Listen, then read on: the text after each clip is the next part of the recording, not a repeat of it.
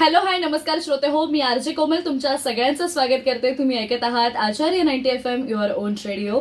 आणि आज आपल्या स्टुडिओमध्ये आपला जो सेगमेंट आहे खेळ खेळ में, या सेगमेंटमध्ये आज आपल्यासोबत जोडली गेलेली आहे. खरं तर शून्यातून विश्व निर्माण करणं म्हणजे काय असतं, किंवा अगदीच मध्यमवर्गीय कुटुंबातून पुढे आलेली ही मुलगी जिने ॲक्रोबॅटिक्स जिम्नॅस्टिक या खेळामध्ये स्वतःचं एक वेगळं स्थान निर्माण केलं, स्वतःचं वर्चस्व निर्माण केलं. या खेळाची ओळख तिने अनेक लोकांना करून दिली, अशी कुमारी सोनाली चंद्रभान बोराडे. सोनालीबद्दल सांगायचं झालं तर सोनालीने 37वा नॅशनल गेम्स गोवा 2023 व 38वा नॅशनल गेम्स उत्तराखंड येथे 2025 साली सलग 2 सुवर्ण पदक या खेळामध्ये मिळवलेली आहेत. 5 वर्ष राष्ट्रीय अजिंक्य पदक स्पर्धेत 19 सुवर्ण पदकं मिळवलेली आहेत. 2 कनिष्ठ राष्ट्रीय अजिंक्य स्पर्धेत 2 सुवर्ण आणि 2 रौप्य पदक मिळवलेले आहेत. 5 शालेय राष्ट्रीय स्पर्धेत 4 सुवर्ण आणि 5 रौप्य पदकं मिळवलेली आहेत. आजवर आंतरराष्ट्रीय व राष्ट्रीय स्तरावर 29 सुवर्ण आणि 7 रौप्य पदकं तिने जिंकलेली आहेत.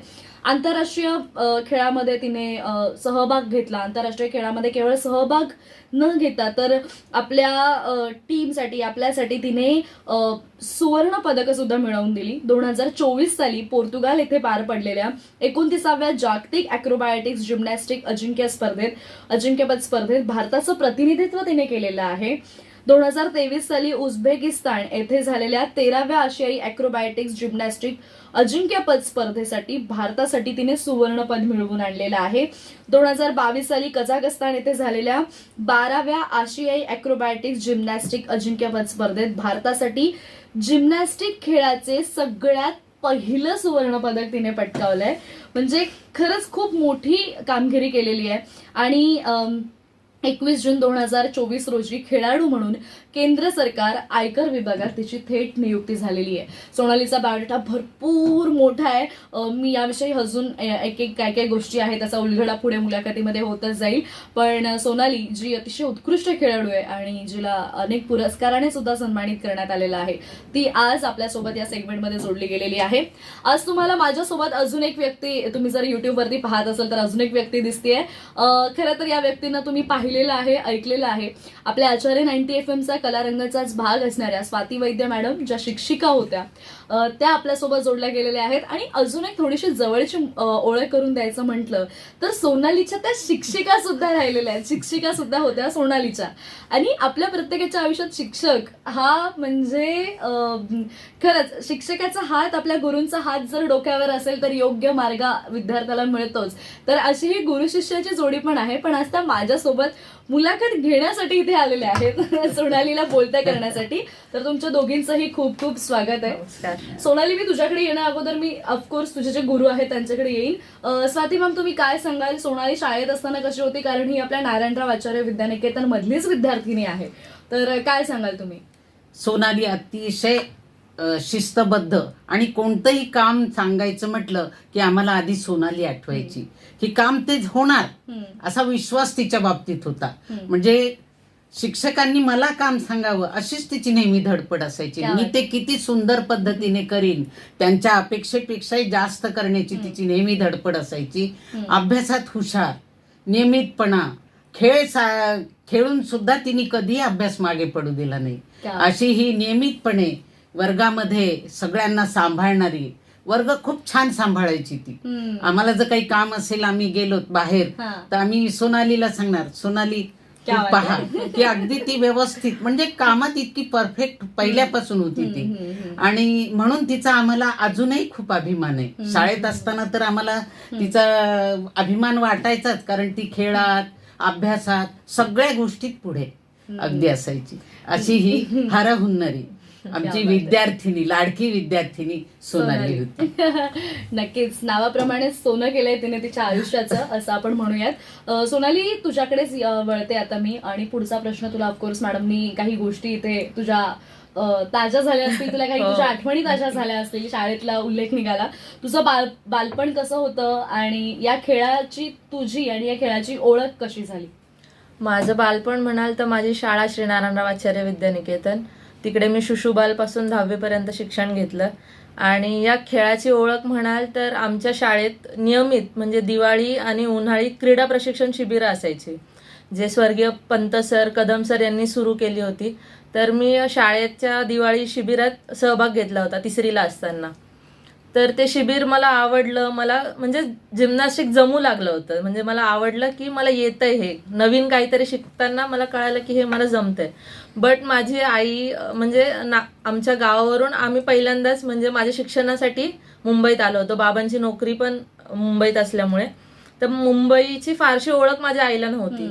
तर मग मला शाळेत सोडायला जाणं, आणणं, मग नंतर उशिरापर्यंत जिम्नॅस्टिकच्या क्लाससाठी थांबून परत रात्री मला कोण घ्यायला जाणार, या अडचणीमुळे मी 3री-4थीला काही सराव रेग्युलर केला नाही. मी फक्त दिवाळीच्या सुट्ट्यांमध्ये, उन्हाळ्याच्या सुट्ट्यांमध्ये जायची, कारण शाळा दुपारची होती माझी.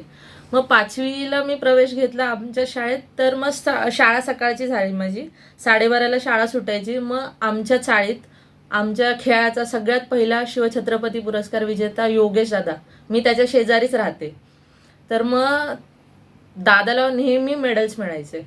तर मग माझा हट्ट घरी असायचा की मला कधी दादासारखी मेडल्स मिळणार असं. तर मग दादासोबत मग आईने माझी सुरुवात जिम्नॅस्टिकला करून दिली. आणि मग दादासोबत मी जायची. संध्याकाळी 6 वाजताच आमची प्रॅक्टिस असायची आणि मग 8:30-9 वाजता सुटलं की दादाच मला घरी घेऊन यायचा. मग अशी 5वीपासून खरं तर रेग्युलर प्रॅक्टिसला माझी सुरुवात झाली जिम्नॅस्टिक्स मध्ये. म्हणजे खरंच असं असतं ना की आपल्या आजूबाजूला ना अनेक खूप असे छान लोक आपल्याला भेटतात, किंवा ते लोक असं त्यांच्याकडे बघून आपण ना इन्स्पायर होतो की हा असं करतोय आणि आपल्यामध्ये ते स्किल्स आहेत आणि आपणही ते करू शकतो. नक्कीच. सोनाली, मला एक सांग की असं तुझं मग एकूणच ह्या खेळाच्या संदर्भात तू कशी पुढे गेली, जरा आपल्या प्रेक्षकांना सांग ना. हो, नक्की सांगेन. मी 5वी आता सांगितलं की 5वीला मी सुरुवात केली. बट 5वी, 6वी, 7वी, 8वी अशी 3 ते 4 वर्ष मी फक्त प्रॅक्टिस करत होते. मी कोणतीही स्पर्धा खेळली नाही, कारण की आमचा जो संघ आहे श्री नारायणराव आचार्य विद्यानिकेतन, आता इंडियामध्ये टॉपचा संघ आहे. गेली 20-25 वर्ष झाली आमच्या संघाला महाराष्ट्रासाठी पारितोषिकं मिळत आहेत. तर मग आमची टीम फुलफिल असायची आणि पूर्ण टीम असल्यामुळे जोपर्यंत टीम मधून जागा म्हणजे दुसरं कोणी बाजूला होत नाही तोपर्यंत आपल्याला संधी मिळत नव्हती. तर असं मी 4 वर्ष वेट केलं. त्याच्यानंतर मग माझा परफॉर्मन्स वाढत गेला. मी सराव करत राहिली. त्याच्यानंतर मी 8वीला जाऊन सगळ्यात पहिली माझी शालेय राष्ट्रीय स्पर्धा खेळली. मी स्कूल नॅशनल खेळली डोंबिवलीला आणि तिथे मला माझं पहिलं सुवर्ण पदक मिळालं. मग असं करत 8वी, 9वी, 10वी, 11वी, 12वी 5 वर्ष सलग मी स्कूल नॅशनल खेळली आणि प्रत्येक स्पर्धेत मला मेडल मिळाले. त्याच्यानंतर 2009-10च्या साली ज्युनियर नॅशनल खेळायला मी सुरुवात केली. मी 2 वर्ष ज्युनियर नॅशनल खेळली. त्याच्यानंतर आमच्या खेळात 15 आणि 15 वर्षाच्या वरील लोक मग सिनियर गटात खेळू शकतात. तर माझी निवड, माझा परफॉर्मन्स चांगला असल्यामुळे मला लगेच 15 वर्षाची झाल्यानंतर सरांनी सिनियरला घेतलं. बट सिनियरला घेतलं आणि त्या स्पर्धेचा सराव करत असताना माझा हात फ्रॅक्चर झाला आणि माझी ती पहिली सिनियर स्पर्धा चुकली आणि माझ्या जागेवर लक्ष्मी पवार म्हणून माझी जी पार्टनर होती तिला घेतलं गेलं. ते वर्ष माझं गेलं. त्याच्यानंतर पुन्हा मग लक्ष्मीला घेतल्यामुळे मला परत ज्युनियर खेळायला लागलं. त्याच्यानंतर पुन्हा मी ज्युनियर नॅशनल खेळली. असं करत करत मग 2012 साली मी पहिली सिनियर नॅशनल खेळली. 13 साली दुसरी सिनियर नॅशनल खेळली आणि आता शिवछत्रपती पुरस्कार जो राज्य शासनाचा असतो त्या पुरस्कारासाठी 3 सिनियर नॅशनल खेळायला लागतात, ज्याच्यात तुम्हाला मेडल पाहिजे. त्याच्यानंतर तुम्ही त्या पुरस्कारासाठी पात्र होता. तर 2012ला मी पहिली सिनियर नॅशनल खेळली, 13ला खेळली आणि 14व्या वर्षापासून आमच्या संघटनांच्या काही तांत्रिक गोष्टींमुळे आमच्या नॅशनल होणंच बंद झालं. जो छत्रपती पुरस्कार मला 2015-16ला मिळायला पाहिजे होता तो आज तक नाही मिळाला. कुठेतरी बोलण्यातून हे एक जे आहे की म्हणजे प्रत्येकाच्याच लाईफ मध्ये ह्या अशा अचानक काही गोष्टी आहेत ज्या अजूनही तुला आपण कधी म्हणजे आपण कधी त्याचा विचार पण करू शकत नाही. अशा गोष्टी घडतात. म्हणजे त्याच्या पुढे आपण काहीच करू शकत नाही. म्हणजे आपली मेहनत किंवा आपण ज्या पद्धतीने कष्ट करतोय ती कष्ट करण्याची तयारी पण आपली असते. पण यातून पण मला असं वाटतंय की तुझा ओव्हरऑल प्रवास जेव्हा मी बिहाइंड द कॅमेरा जाणून घेतला की तू कुठेच थांबली नाहीस, मुळात तू कुठेच खचलेली नाहीयेस. तू पुढे अजून बऱ्याच गोष्टी शिकत गेलीस. आता तू जज म्हणून बसतेस पॅनलवरती. सो एखाद्या ते रिग्रेट तर कुठेतरी आहे तुझ्यामध्ये, पण तू त्या गोष्टीला घेऊन नाही बसलीस, तर तू पुढे मेहनत करत राहिली. आणि मला असं वाटतं हेच खूप महत्वाचं आहे. तुम्हाला काय वाटतं मॅम याच्यावर? हो, हा योगेश दादा जे म्हणाला तो आमचाच विद्यार्थी आहे ना, आता आमच्या शाळेमध्ये शिक्षक पण आहे. बरोबर. आणि तो आता ही परंपरा पंत सरांची आणि कदम सरांची पुढे चालवतो बरोबर. आणि सगळ्या यांना प्रोत्साहन सतत देऊन पुढे आणतोय.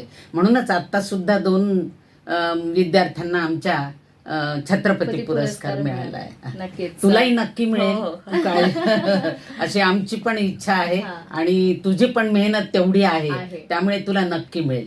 मला आता नक्कीच. एक सांग हा. की तुम्ही परदेशात वगैरे भरपूर गेलात हो. जातात, तर ते तुमचं नियोजन साधारण कसं कसं असतं?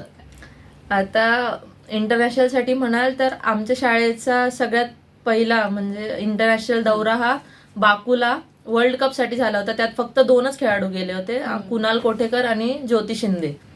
त्याच्यानंतर उझबेकिस्तानसाठी एशियन चॅम्पियनशिपसाठी सिलेक्शन ट्रायल्स होते.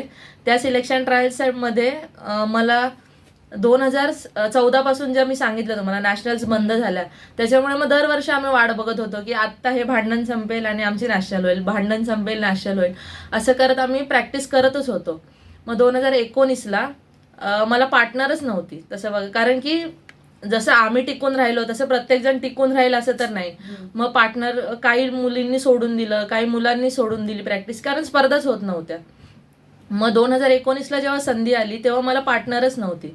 आणि मग त्यानंतर मी एक आर्टिस्टिक जिम्नॅस्टिकची एक मुलगी होती भक्ती पाटील म्हणून, ती इथे महिला समाजला प्रॅक्टिस करायची, तर तिला घेऊन आम्ही सराव सुरू केला. ती आर्टिस्टिक जिम्नॅस्टिकची खेळाडू होती, पण आमचा गेम अॅक्रोबॅटिक जिम्नॅस्टिक. मग वेळ फक्त 2 महिन्याचाच होता आमच्याकडे ट्रायल्ससाठी. तर 2 महिने आम्ही तिला घेऊन प्रॅक्टिस केली, पण तरी सुद्धा आम्हाला यश नाही आलं. 0.30 फक्त मला त्या एशियन चॅम्पियनशिपमध्ये भाग घेता नाही आला. ते एक झालं. त्याच्यानंतर पुढच्या वर्षी परत आम्ही प्रॅक्टिस करत राहिलो.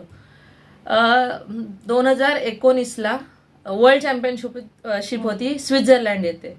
आमचं सिलेक्शन झालं. आमच्या टीममधून 14 जण सिलेक्ट झाले, मी पण त्यात सिलेक्ट झाली. आमचा कॅम्प लागला नाशिकला. कॅम्पचा 10वा दिवस होता. शेवटी आम्ही कॅम्पचा शेवट करून मुंबईला येणार होतो, कारण आम्हाला स्वित्झर्लंडचे तिकीट आणि व्हिसा करायचे होते. आणि दुसऱ्या दिवशी लॉकडाऊन लागला की कोविड आलं. असं करत माझी वर्ल्ड चॅम्पियनशिप पण गेली. तर बरंच नियोजन असतं, प्रॅक्टिस करावी लागते. हा झाला प्रॅक्टिसचा भाग. त्याच्यानंतर जी 2022ला मी म्हटलं कझाकिस्तानला एशियन चॅम्पियनशिप झाली, त्याचा खर्च 1,74,000 एवढा होता प्रत्येकी. आणि मी आणि माझा भाऊ आम्ही दोघं पण सिलेक्ट झालो होतो. प्रॅक्टिस आणि हा सगळा तर भाग असतोच, पण त्याच्यानंतर आर्थिक सुद्धा गोष्टी असतात. जसं तुम्ही म्हणालात एशियन चॅम्पियनशिप, तर एशियन चॅम्पियनशिपला उझबेकिस्तानला जाण्यासाठी एका खेळाडूचा खर्च हा 1,74,000 होता. तर माझ्या घरात मी आणि माझ्यासोबत माझा भाऊ पण होता. तर दोघांचं जमवाजमव करणं, त्या सगळ्या गोष्टी घडवून आणलं. यात आमच्या पालकांचा पण खूप मोठा वाटा आहे. आमचे कोचेस राहुल ससाने सर असतील, सुनील रणपिसे सर असतील, योगेश दादा असेल, हे सगळेच आमच्यासाठी तेवढीच मेहनत घेत असतात. तर म्हणजे जेव्हा एक इंटरनॅशनल मेडल येतं ना, त्याच्यासोबत त्या खेळाडूचे आई वडील, त्याचे प्रशिक्षक, त्याचे शिक्षक, त्याचा मित्र परिवार, ह्या सगळ्यांचा संघर्ष असतो. त्याच्यानंतर ते मेडल मिळतं. नाही खरंय, अगदी म्हणजे खरंय. आणि तुझ्या जिद्दीचं आम्हाला खूप कौतुक वाटतं. कारण म्हणजे तिने आता ह्या गोष्टी सांगितल्या की तिने हे सगळं पाहिलेलं आहे किंवा या सगळ्यांमधून ती गेलेली आहे. आता तुझ्या डोळ्यात पाणी येते, खूप स्वाभाविक आहे. कारण ज्या वेळेला आपण हे यश मिळतं ना, पण ते यशाची पायरी चढत असताना केलेला संघर्ष हा खूप आज तू इथे सगळं बोलतेस त्यामुळे तुला त्या सगळ्या मागच्या गोष्टी आठवतात आणि जसं की स्वाती मॅडम म्हणाल्या तुझी जिद्द आणि सातत्य हे तू सोडलं नाहीयेस आणि त्यामुळे तू इथवर आहेस.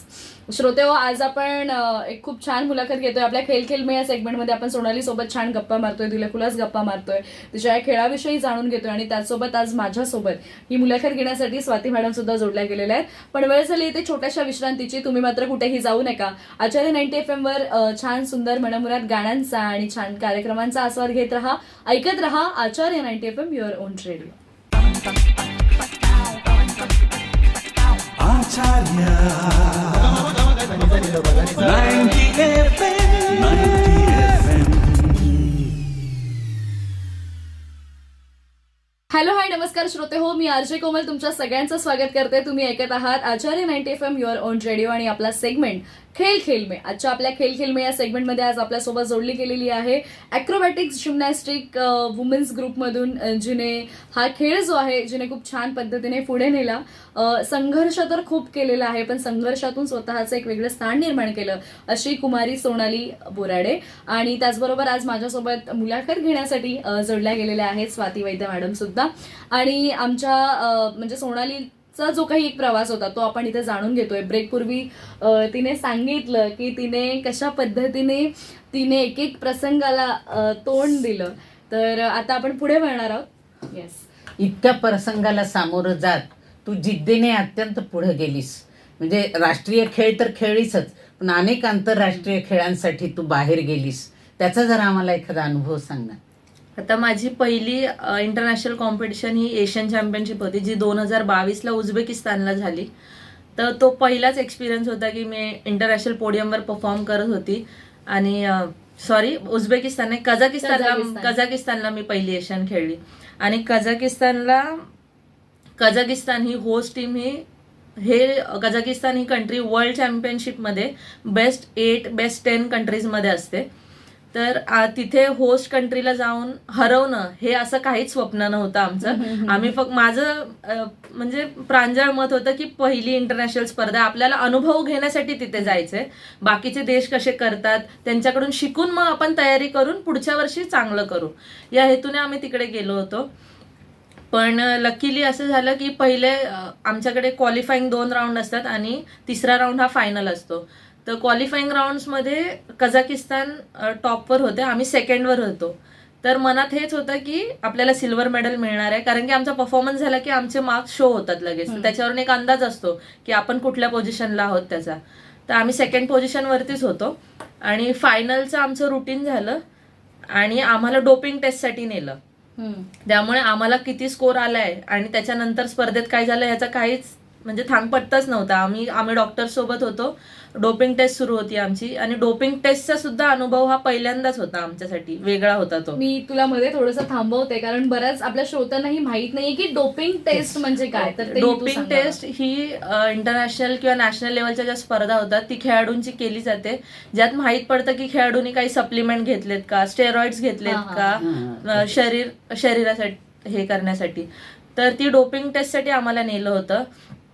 मागे आम्ही तिकडे डोपिंग टेस्टला गेलेलो असताना इकडे स्पर्धा संपली, मेडल सेरेमनी सुरू झाली. तर आम्ही डॉक्टरांच्या परमिशननी मेडल सेरेमनीसाठी गेलो की आम्हाला माहिती आहे आम्हाला मेडल मिळणार आहे 2nd 3rd पोझिशनमध्ये. तर आम्ही रिक्वेस्ट केली की आम्हाला जाऊ द्या कारण डोपिंग टेस्टमधून असं जाता येत नाही.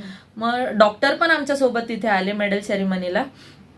आणि कझाकिस्तान म्हटलं की रशियन कंट्री होती, त्यांनी रशियन कंट्रीमध्ये अनाऊन्स केला आमचा रिझल्ट आणि आम्हाला फक्त आमची नावं कळाली की आमची नावं अनाऊन्स केली. तर आम्ही जाऊन सेकंड जिथे मार्क असतं पोडियमवरती की 2nd नंबरचं मेडल मिळणार आहे तिथे जाऊन आम्ही उभं राहिलो. आणि ती कझाकिस्तानची मुलगी काहीतरी इशाऱ्याने आम्हाला सांगत होती पण आम्हाला काही कळेनसंच झालं. जेव्हा त्या स्पर्धेचे पंच येऊन आम्हाला म्हणाले की तुम्ही सेकंड नाही तुम्ही फर्स्ट आहात, तो क्षण माझ्या आयुष्यातला सगळ्यात मोठा क्षण होता. त्यानंतर आम्ही पहिल्या क्रमांकाच्या पोडियमवर चढलो आणि 7 समुद्रा पलीकडे जाऊन जेव्हा आपल्यासाठी आपल्या देशाचं राष्ट्रगीत वाजतं तो सगळ्यात मोठा क्षण स्वतःसाठी असतो. तर खरंच तो खूप चांगला आणि माझ्या आयुष्यातला सगळ्यात बेस्ट असा अनुभव होता की खूप प्राऊड फील झालं की आम्ही तिरंगा घेऊन आपल्यासाठी राष्ट्रगीत वाजतंय. खरंच खूप छान होतं ते. म्हणजे स्वप्नही स्वतःचाही पाहिलं अभिमान वाटला नव्हतं. आणि देशाचाही अभिमान स्वतःचा वाटला. वाटण्यापेक्षा खरंच की आपल्या हातात तिरंगा आहे आणि परदेशात आपल्यासाठी आपल्या देशाचं राष्ट्रगीत वाजतंय, ही फिलिंगच खूप वेगळी आहे. बरोबर. क्या बात आहे. खूपच. म्हणजे मघाशी तू जसं म्हणालीस, तुझा प्रवास हा संघर्षमय जरूर आहे, पण तू ज्या पद्धतीने कोणीही म्हणजे इतका सगळा संघर्ष पाहिल्यानंतर बऱ्याच वेळेला आपण लो फील करतो, हो. आपले मॉरल डाऊन होतात आणि आपण बॅकआउट करतो. पण तू हे सगळं न करता एक मुलगी असून जे लहानपणी पाहिलेलं स्वप्न किंवा लहानपणी सुरू केलेला हा प्रवास तू पुढे घेऊन गेलीस आणि कुठेतरी आपल्या देशाचं नाव तू एका वरती नेऊन ठेवलंस. तू असेल, तुझी टीम असेल, तर हे खरंच खूप कमालीच आहे. पण मग अशी शिक्षकांचा उल्लेख झाला, आपण शिक्षकांविषयी Yes. पण बोललो, तू सांगितलंस की असं असं शाळेतून सुरुवात झाली किंवा काय. पण मला तर एक विचारायचं आहे की मग ॲज अ कोच म्हणून कोणाकडून प्रॉपर प्रशिक्षण घेतलंस हो. आणि त्यांची तुला एकंदरीत सगळ्या गोष्टींमध्ये कशी मदत झाली? आमच्या शाळेत आम्ही जिथे सराव करतो तिथे आमचे प्रशिक्षक म्हणून राहुल ससाने सर आहेत, सुनील रणपिसे सर आहेत, योगेश दादा आहे आणि आमचे सगळ्यांचे मार्गदर्शक म्हणून किसन कदम सर होते, स्वर्गीय किसन कदम सर. 1 मेलाच त्यांचा पहिला स्मृती दिन होता. आणि आमच्या सगळ्यांचे मार्गदर्शक महेंद्र चेंबूरकर सर आहेत, जे वेळोवेळी आम्हाला मार्गदर्शन करत असतात. तर सगळ्यात मोठं जे म्हणाल माझ्या मागे हात धरून, जे म्हणतो ना आपण हात धुवून मागे लागला होता, तो आमचा राहुल दादा. आम्ही राहुल ससाने सर जरी म्हणत असलो तरी आम्ही त्याला दादाच म्हणतो. प्रत्येक वेळी म्हणजे तुम्ही जसं म्हटलात तू खचून नाही गेलीस, तिथे मला पुश करणारा आमचा राहुल दादा होता की नाही. खरंच आमच्याकडे राहुल ससाने, रणपिसे आणि योगेश हे 3 आमचे शाळेचे विद्यार्थी यांनी शाळेला इतके छत्रपती पुरस्कार मिळवून दिलेत की त्यांचा आम्हाला खूप म्हणजे अभिमान राहुल दादा वाटतो. स्वतः सुद्धा छत्रपती पुरस्कार विजेता आहे. तर अजूनही म्हणजे त्याचं आहे की नाही तू खेळलं पाहिजे असं. तर म्हणजे प्रत्येक गोष्टीत मला सपोर्ट करण्यासाठी राहुल दादा, सुनील दादा, योगेश दादा हे नेहमीच उभे असतात. आणि ते नेहमी एखादी गोष्ट झाली निगेटिव्ह म्हणजे तरी त्याच्यात त्यांचं असतं की आता हे झालं ना तर याच्यानंतर काहीतरी चांगलं होणार असेल, पेशन्स ठेवा, होईल. हे पेशन्स म्हणजे त्यांनी आमच्या सकारात्मक सकारात्मक नेहमी ते नेहमी सगळे हे सोबत केलंय. होते म्हणून आमची टीम, मी इथपर्यंत पोहोचू शकलोय. नाही खरंच असे सगळे खेळ खेळत असताना कुठेतरी तुमचं मन जे आहे ते शांत राहणं, हो. ते स्टेबल असणं खूप जास्त गरजेचं असतं.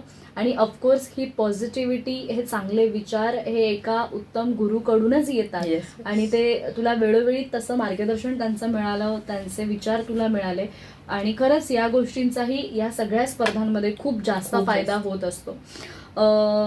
मी स्वाती मॅमना विचारेन की आता आपण पुढे वळूयात. खरं तर मला हा प्रश्न इथे घ्यावासा वाटतोय ज्याविषयी तुमचं काय मत आहे हे मला जाणून घ्यायचंय. कारण सोनाली स्वतः एक मुलगी असून तिने या खेळामध्ये ती पुढे आलेली आहे, परंतु कुठेतरी मुली कमी दिसत आहेत का या खेळामध्ये? आपलं तुम्हाला काय वाटतंय? नाही, आमच्या शाळेमध्ये तरी बऱ्याचशा मुली अॅक्रोबॅटिक्सला आहेत. त्याचं कारण एक सुरक्षित वातावरण त्यांना तिथे मिळालं. शाळेचं खरंच सगळे शिक्षक म्हणा किंवा हे प्रशिक्षक सुद्धा त्यांना अगदी संध्याकाळी घरी पोहोचवण्यापर्यंत काम करायचे. म्हणून आई वडिलांना विश्वास होता की शाळेत जर प्रॅक्टिसला गेलेत तर त्यांची सुरक्षितता नक्कीच तिथे अबाधित राहणार आहे. हा फार मोठा विश्वास शाळेविषयी होता. आणि हा आमच्या शाळेचं श्री नारायणराव आचार्य विद्यानिकेतनचं वैशिष्ट्य आहे. आणि हे प्रशिक्षकांवर सुद्धा आमचा खूप विश्वास आहे की ते बरोबर मुलींना, ती म्हणाली ना की मला योगेश सर घरी सोडायचे, असंच सगळ्या मुलींच्या बाबतीत मुलींना कधी आता परदेशात पाठवलं तरी आई वडिलांचा विश्वास खूप आहे त्या प्रशिक्षकांवर, म्हणून तर इतक्या मुलींना पाठवतायत. आपल्याकडे किती मुली आहेत? आपल्याकडे जवळजवळ आता 30-35 मुली मुली आहेत सरावाला रोज येतात. acrobaticsला सध्या. म्हणजे हो. त्यात वय वर्ष 4 पासून मी सगळ्यात मोठी आहे तिथे 28 वर्षापर्यंत सगळ्या वयोगटातल्या मुली सराव करतात तिथे. वा, म्हणजे मला असं वाटतं कुठेतरी मला ना नेहमीच माझं म्हणणं असं ठरलेलं आहे किंवा मला असं वाटतं स्वाती मॅम पण ही खूप गोष्ट ही रिलेट करू शकतात की शाळेमध्ये ना, शाळा आणि कॉलेज या 2 अशा आपल्या आयुष्यातले महत्वाचे घटक असतात की जिथे आपल्यामध्ये काय गुण दडलेले आहेत हे बाहेर येतात. खरंच आहे. व्यासपीठ आपल्याला शाळेमधून आणि कॉलेजमधून मिळत असतं आणि ते व्यासपीठ म्हणा किंवा एक ते कसं म्हणतात ना की आपल्या भोवती एक सुरक्षित कवच निर्माण होणं हे फार गरजेचं असतं. आणि एखाद्याला एखाद्या गोष्टीत पुढे घेऊन जायचं असेल तर तू सेफ आहेस, तू खूप छान पुढे करू शकतेस, हा विश्वास मला असं वाटतं आपल्याला खूप. शाळेने इथे दिलेला अगदी आहे. अगदी बरोबर. सो आमच्या शाळेतच वातावरण तसं खूप आहे. छान होतं, सगळं छानच वातावरण होतं. क्या बात आहे.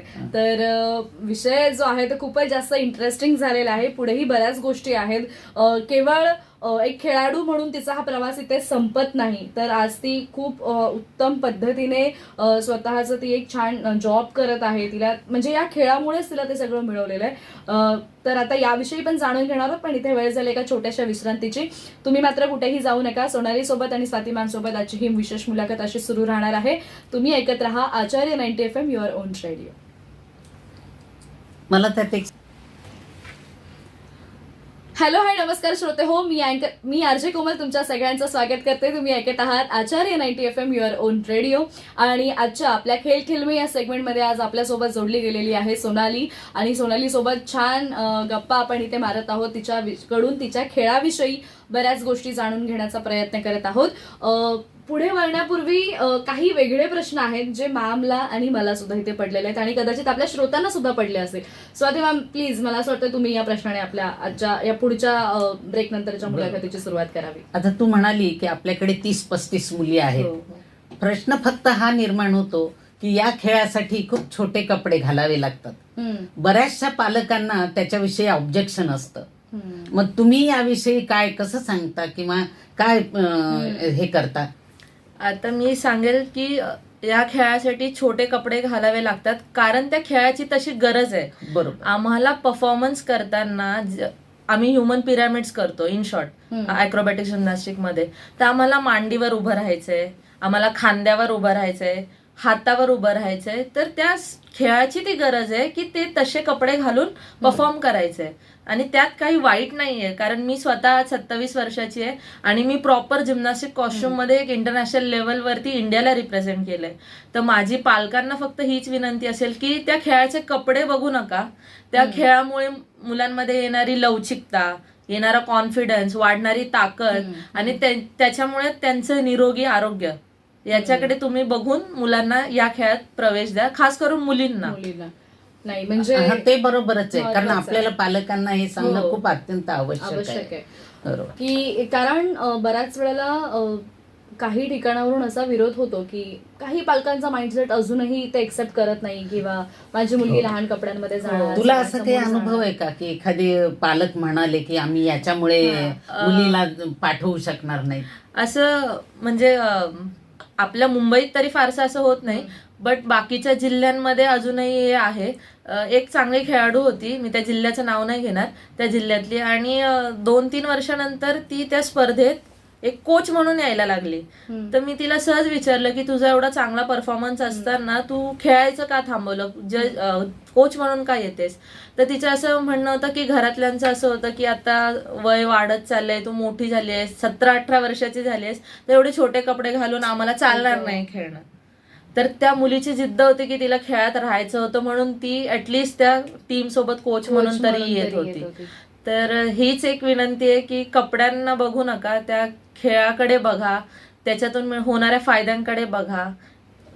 नाही एवढंच नक्कीच. म्हणजे खूप महत्वाचा विषय मला असं वाटतं. अजून एक मला थोडंसं सांगावंसं वाटतं की पालकांना काय वाटतं की ही खेळायला लागली की हिचा अभ्यासाकडे दुर्लक्ष होईल अशी विनाकारण भीती वाटते. पण तसं नाही. विद्यार्थी इतका मनाने स्ट्रॉंग होतो की तो दोन्ही गोष्टी, सोनालीचंच उदाहरण आहे. सोनाली कधी अभ्यासात मागे नव्हती, खूप छान पद्धतीने तिला मार्क्स असायचे आणि तिचं हे होतं करिअर, म्हणजे शैक्षणिक ती खूप छान होती. कारण की खेळलं की आरोग्य चांगलं राहतं, स्मरणशक्ती चांगली होते, कॉन्सन्ट्रेशन वाढतं, तर ती अभ्यासात मदतच होते. ह्या खूप पॉझिटिव्ह गोष्टी आहेत. आता काय झालंय की आम्ही बरेचसे पालक बघतो, जेव्हा मुलं 9वी-10वीला यायला लागतात मग त्यांचं सुरू होतं की सरांना सांगत असतात की आता तिचा क्लास आहे, मग 10वीची परीक्षा आहे, मग अभ्यासाकडे दुर्लक्ष होईल, अशी सगळी कारणं देऊन ऍक्च्युली ज्या वयात मुलं कॉम्पिटिटिव्ह लेवलला स्टार्ट करणार असतात तेव्हा त्या मुलांचा खेळाचा सराव थांबवला जातो. तर माझी एकच विनंती आहे पालकांना की खेळामुळे अभ्यासाचं नुकसान अजिबात होत नाही, तुम्ही जरूर मुलांना खेळू द्या. नक्कीच. खरं तर हे दोन महत्वाचे प्रश्न झाले. यानंतरचा माझा प्रश्न जो आहे, आपण आज बऱ्याच गोष्टी ज्या आहेत त्या जाणून घेतोय आणि ती त्या एजमध्ये असताना तिने सुरुवात केली. ते बालवय होतं तुझं, बरोबर. त्या बालवयापासून तू सुरुवात केलीस. आता तू या लेवलला आलेली आहेस. आता तू 27-28 रनिंग आहेस. परंतु मुलींना काही फिजिकल दृष्ट्या सुद्धा बऱ्याच गोष्टींना सामोरं जावं लागतं. त्यातलाच मी उघडपणे इथे याविषयी बोलू इच्छिते. तर मासिक पाळी, बरोबर. तर मासिक पाळीचा सुद्धा यामध्ये, कारण त्या अशा गोष्टींमध्ये मग कुठेतरी प्रॅक्टिस करणं किंवा कॉम्पिटिशनला जाणं, आता त्या गोष्टी तर आपण अडवू शकत नाही. तर मग तू काय सांगशील, किंवा ह्या गोष्टीतून तू सुद्धा गेली असेल, तर त्यावरती तुझं काय मत आहे? आता मासिक पाळीत जेव्हा मुलींना त्रास होतो आणि आपण डॉक्टरांकडे जातो, तर ते सल्ला काय देतात की तुम्ही एक्सरसाइज करा. ज्या फ्लेक्सिबिलिटीच्या एक्सरसाइज असतात थोड्याफार, त्या सगळे ते स्ट्रेचेस असतात ते सगळे करा, जेणेकरून तुम्हाला क्रॅम्प येणार नाही, तुम्हाला पेन होणार नाही. तर आम्ही पॉझिटिव्हलीच घेतो, कारण की काही मुलींना होतो त्रास, ज्यांना होतोच, म्हणजे ज्या खेळात जरी नसल्या तरी नॉर्मली मुलींना त्रास होतो मासिक पाळीमध्ये. बट आम्हाला आता आमच्या शरीराला तशी सवय होत गेली, कारण एव्हरी मंथ आपलं सायकल होत असतं. त्याच्यामुळे हेच सांगेन की खेळामध्ये काही आडकाठी होत नाही. मुलींनी हा विचार कधी करू नये की पिरियड्समध्ये मग मी हे छोटे कपडे घालून कसं करेल, मग मला अनकम्फर्टेबल होईल, मग मला दुखेल. हे सगळं काही नाही होत. जर हे खूप महत्त्वाचं आहे. मनात जिद्द असेल आणि तुमची विल पॉवर स्ट्रॉंग असेल, तर मग तुम्ही सगळं काही करू शकता. क्या बात आहे. म्हणजे एकंदरीत काय तर या गोष्टीचा किंवा तुमच्या, आता हे it's a part of Yes, life. yes. मुलींच्या आयुष्याचा हा महत्वाचा भाग आहे आणि ज्याला आपण वगळू शकतच नाही. नाही. आणि मग वगळता तर येत नाहीये, तर ते आहे ते सोबत घेऊन पॉझिटिव्हली आपण पुढे जायला शिकलं पाहिजे. आणि कदाचित आज सोनालीच्या बोलण्यातून हेच सगळं पॉझिटिव्ह सगळ्या श्रोत्यांना ऐकायला मिळतंय. पुढे वळणार आहोत, पण पुन्हा एकदा इथे एक छोटीशी विश्रांती घेऊयात आणि त्यानंतर पुन्हा भेटूयात. आज आपण सोनाली सोबत अॅक्रोबॅटिक्स, जिम्नॅस्टिक विषयी बऱ्याच गोष्टी जाणून घेत आहोत. मुलींनी जर या खेळात यायचं आहे तर कसं राहिलं पाहिजे, किंवा कशा गोष्टींना पालकांनी सुद्धा त्यांना कशी साथ दिली पाहिजे, याविषयी जाणून घेतलं. अजूनही पुढे काही थोडेसे प्रश्न आहेत, पण वेळ झाली छोट्याशा विश्रांतीची. भेटूया लगेचच. ऐकत रहा Acharya 90 FM, your own radio. Acharya 90 FM 90 FM.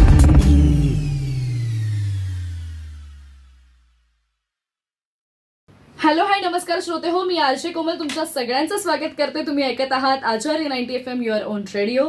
आणि आज खेळ खेळ में या सेगमेंटमध्ये आज आपल्यासोबत जोडली गेलेली आहे अॅक्रोबॅटिक जिम्नॅस्टिकची खेळाडू सोनाली बोराडे, आणि त्याचबरोबर मुलाखत घेण्यासाठी आपल्यासोबत जोडल्या गेलेल्या आहेत स्वाती वैद्य मॅडम सुद्धा. आणि पुढचा प्रश्न स्वाती मॅडमच आपल्याकडे घेतील. ब्रेकपूर्वी आपण बऱ्याच गोष्टी जाणून घेतल्या. राष्ट्रीय खेळ स्पर्धा ज्या झाल्या, आंतरराष्ट्रीय स्पर्धा झाल्या, आणि त्याचबरोबर मुली आणि जिम्नॅस्टिक, अॅक्रोबॅटिक जिम्नॅस्टिक या गोष्टी पण जाणून घेतल्या. आणि आता पुढे आपण बोलूयात. अभ्यासात तर तू हुशार होतीसच, म्हणजे तू खेळ सांभाळून सुद्धा कधी अभ्यासाकडे दुर्लक्ष केलं नाही. आणि तू म्हणाली की खेळामुळेच उत्साह वाढत होता सगळा. पण मला सांग, ह्या खेळाचा करिअर घडवताना कसा उपयोग झाला आणि तुला पुढच्या आयुष्यातही त्याचा कसा फायदा झाला, ते जरा आमच्या पालकांना सांग. मी आजवर जेवढ्या पण राष्ट्रीय आणि आंतरराष्ट्रीय स्पर्धा खेळली, त्या स्पर्धांच्या जोरावरती मला आज आयकर विभागात थेट नियुक्ती खेळाडू म्हणून खेळाडू असताना मिळाली आहे. तर असं नाही की खेळात करिअर नसतं. आपण एका पर्टिक्युलर लेवलवरती जेव्हा खेळायला लागतो, तेव्हा शासनाच्या पण बऱ्याचशा अशा योजना आहेत. शासनाकडून विविध खेळाडूंना खूप सारी मदत मिळाली जाते, आणि नोकरीत सुद्धा खेळाडूंसाठी 5% आरक्षण आहे प्रत्येक खात्यामध्ये. म्हणजे महाराष्ट्र शासन असो, भारत सरकार असो, प्रत्येक ठिकाणी खेळाडूंना. तुला आयकर विभागात नोकरी मिळाली, आम्हाला म्हणजे केवढं आयकर छान. विभागामध्ये जेव्हा आमची नियुक्ती झाली, तेव्हा आमचा इंटरव्ह्यू नाही घेतला गेला, ना आमची एक्झाम झाली. फक्त आमच्या स्पर्धांचे मेडल आणि त्याच्या जोरावरती जे त्यांनी मेडल्सचं नंबरिंग केलं होतं, त्या जोरावरती आम्हाला नोकरी मिळाली. तर खेळाडू म्हणून तुम्ही असं हे करू नका की करिअर नाहीये, मग पुढे जाऊन याचा उपयोग काय, तर असं काही नाहीये. खेळाडू म्हणून जेव्हा तुम्ही एका लेवलवरती खेळायला लागता, तेव्हा तुम्हाला शासनाचा सुद्धा सपोर्ट तेवढाच मिळतो. म्हणजे नक्कीच की ही एक गोष्ट शिकण्यासारखी आहे की काही पालक किंवा काही विद्यार्थी हे खेळ फक्त छंद म्हणून खेळत आहेत, तर केवळ तुमच्याकडे जर खरंच टॅलेंट आहे आणि तुम्हाला जर हे माहीत आहे की तुम्ही 100% हा खेळ चांगला खेळू शकता, तर त्यामध्ये तुम्ही तुमचं Career 100% द्या आणि तुम्ही त्याच्यामध्ये तुमचं करिअर 100% होऊ शकतं. आज बरोबर. सोनाली आयकर विभागामध्ये नोकरीला लागली आहे. 2024 साली हो. तिने नोकरी इथे सुरुवात केली आणि खरं तर ही खूप मोठी अभिमानाची गोष्ट आहे की खेळामुळे तिचं हे करिअर झालेलं आहे. यानंतर थोडासा वेगळा प्रश्न आहे, कारण आपल्या सगळ्यांनाच माहिती आहे की काही मोजके खेळ आहेत ज्याची खूप वाहवा होते, ज्या खेळाला खूप दर्जा दिला जातो. मग कुठेतरी पालकांचं म्हणणं असतं की तू याच खेळामध्ये जा किंवा तू हाच खेळ खेळला पाहिजेस, यासाठी अट्टहास असतो. मग त्यासाठी कोचिंग्स दिले जातात.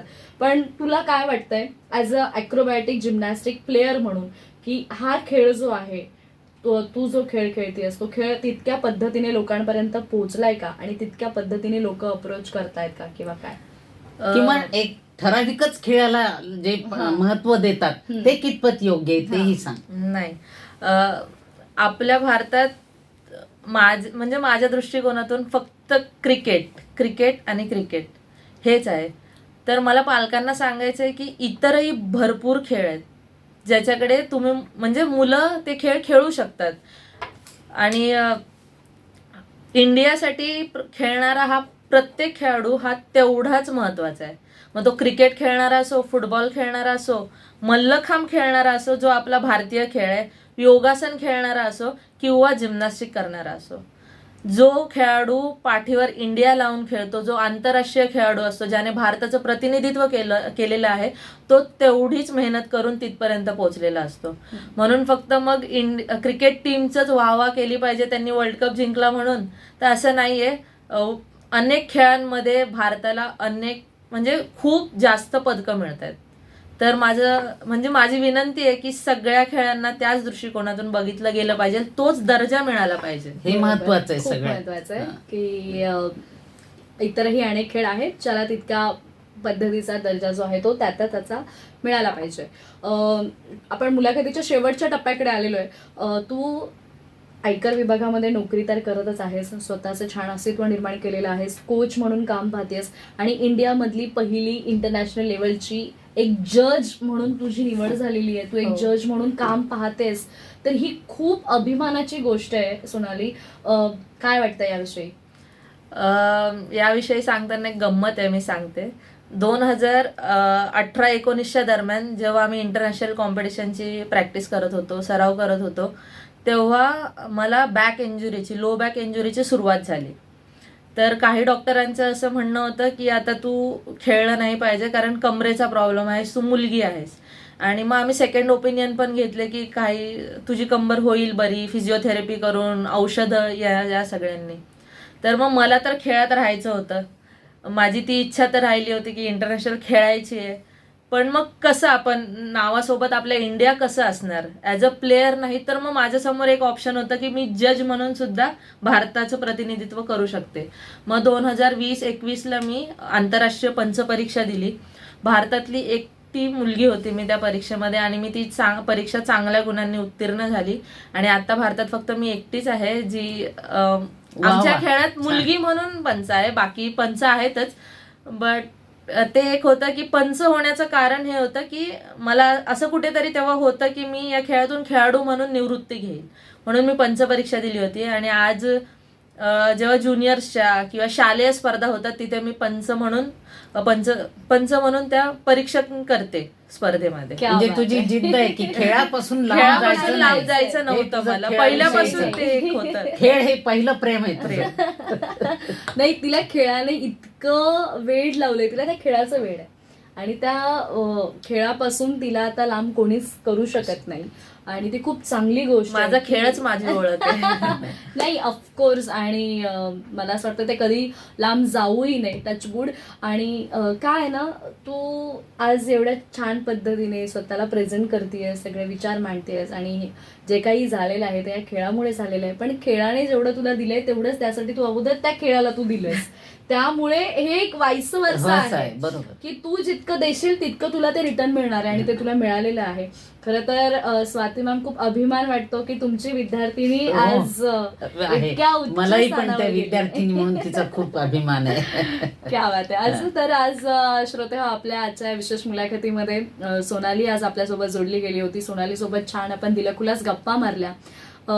आणि आजची ही गप्पांची मैफिल जी आहे ती खूप जास्त रंगली स्वाती मॅडम यांच्यामुळे सुद्धा. नाही. कारण त्यांचेही काही प्रश्न होते, तेही त्यांनी इथे घेतले. सोनालीने त्या सगळ्या प्रश्नांची खूप छान उत्तरं दिली.